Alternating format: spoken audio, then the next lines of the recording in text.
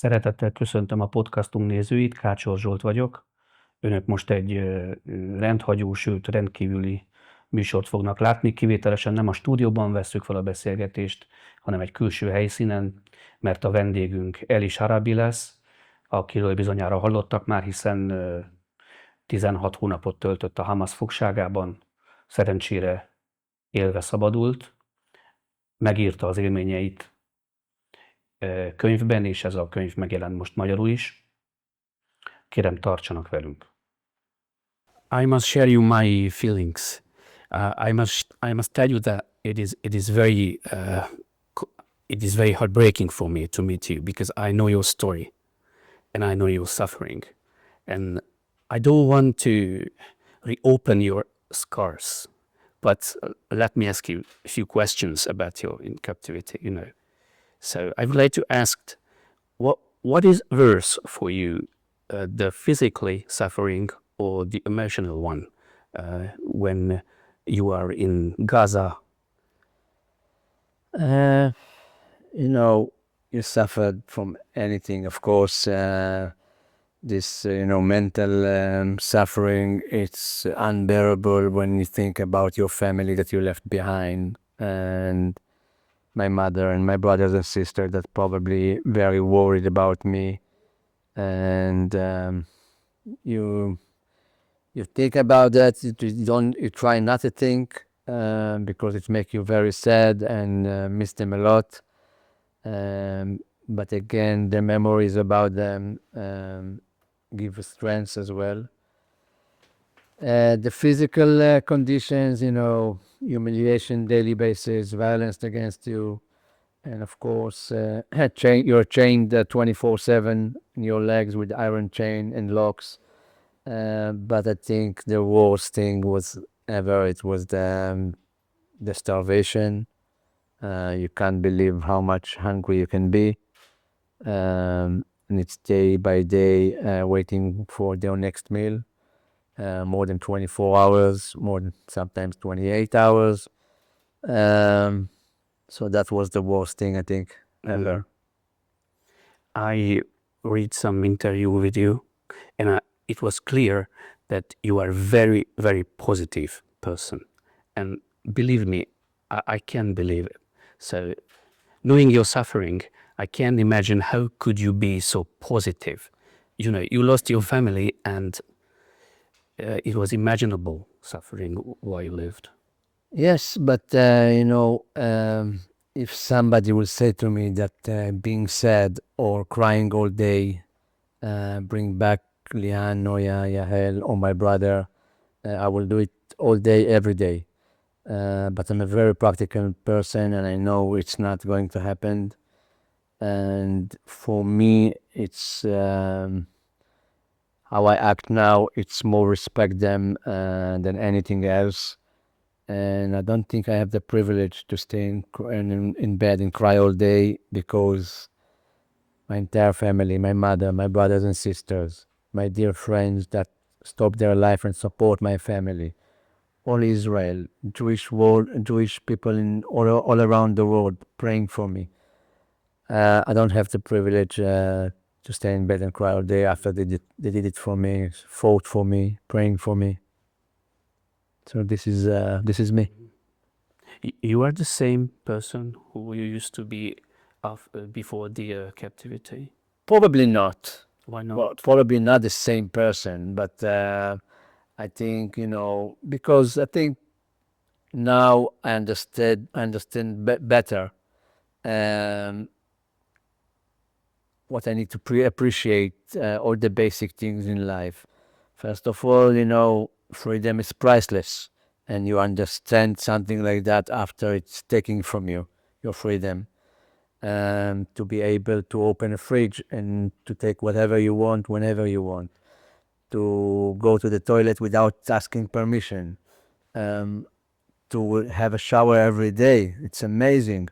After you have shower every 6 weeks with half a bucket of cold water. So you began to appreciate these small things. All these basic things in life, all small things. You understand, you don't miss material things. You don't miss your house, your Mercedes, your bank account. You miss your family, you miss your friends, you just want another 5 minutes with them. But it means that you have happy moments in your days, no? Oh, it's amazing life now. Really, I'm really happy. My loss, my grief, my sadness of Yossi, my brother, my wife Liane, and my daughters will be, with me every day. I don't need any memorial day to remember them. It will be until my last day, but I'm trying to be alongside of my life, not instead of my life. And do you feel revenge? No, I don't think so. No. What would you do if you will meet those terrorists? I hope I will not do that. Yes, I hope so. I do hope so, but I think some of them instinctively, if I will not think about it and not react like I'm raised, loving people, I can probably be violent against them or something like that. But I don't want it to happen.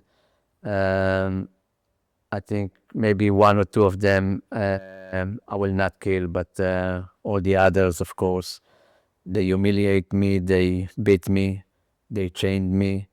They threaten my life every day. They pointed their guns to me, and of course, they starved me. you used to live in Beri kibbutz. Anyway, we have been in Beri kibbutz last year and this year also with my colleagues. Do you have enough power to go back? I've been there just once inside of the kibbutz. When? 3 months ago. It was very, very tough for me. And why did you wait so for long? Because it wasn't easy for me. Yeah. And I'm still 9 months later after my release. I didn't feel enough courage to get into my house, the place that my wife and my daughter has been murdered. I'm not sure I'll be able to see the wars with bullets and all what happened inside. I'm still talking about it with my therapist. I hope I'll find the path to get over it and to feel stronger to deal with it in this house. I need this closure. I know that. But definitely I'm not going to live back in Beri. I need a new beginning. I need to rebuild my life, and it will be a new start in another place. As for the therapy, when you began to decide to write down your memories, it was first of all therapy writing, or you knew that you would like to publish this book? No, well, after met President Trump and Mr. Witkoff in the West Wing, President Trump ordered to his staff in the UN to give me time in the Security Council. So I back 2 weeks later to New York to the UN and had my speech there for around 30 minutes, and it was very, very important. It was very lots of impact with my family's photos, with my brother photo, with Alon Noel, my friend from captivity photo, and telling all these facts to these people that usually hostile Israel. And after that, people approach me and say that I have to write this testimony because details can be forgotten, and we don't want that anybody will try to write in the future, to write the facts from the beginning and change it. So I thought about it a few days and I decided to do that, and I'm happy to do it. And it was very, very important for me. I felt like it's a part of the history. What happened to us on October 7 to me in captivity and to my hostage fellow. And how many languages has been translated? I think it's more than 10 languages right now, and it's more on the way. Yes, it's very important. All the world we see that and read that, And I hope as much as, as many as people that can read that, it will be great. Many people demonstrate for Free Palestine. They are shouting this Free Palestine slogan. And let's imagine if we were in a crowd of the people in that, and they were shouting Free Palestine and don't believe your history. What would you say then?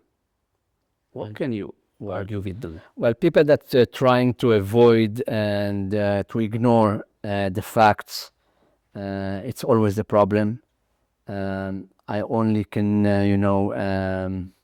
give them the facts from me and the person that was there. That October 7 was in my house as well, and not just on TV or something that maybe somebody think about. It really happened.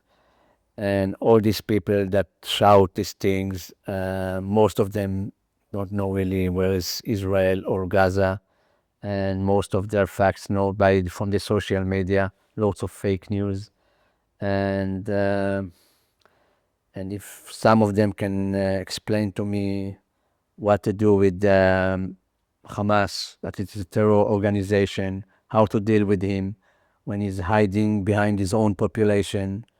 He doesn't care really about his own population. I've seen them stealing their humanitarian aid, dozens of boxes that coming into their tunnels every week, every 2 weeks, dozens of boxes coming in.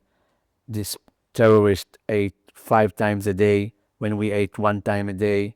And you just need to think about maybe, okay, don't think about us, think about that he stole it from his own population, from the Palestinians that were hungry, they're probably like us. That's awful. But I think you saw the devil's face in Gaza. What do you think?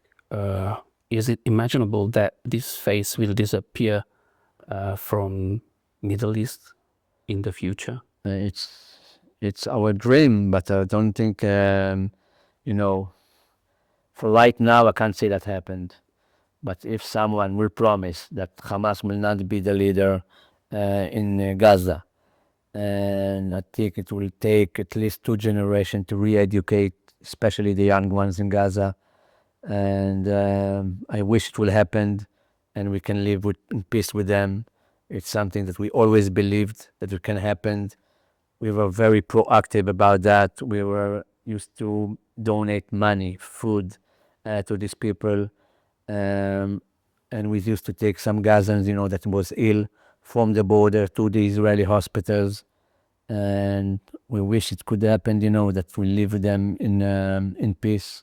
Unfortunately, October 7 was,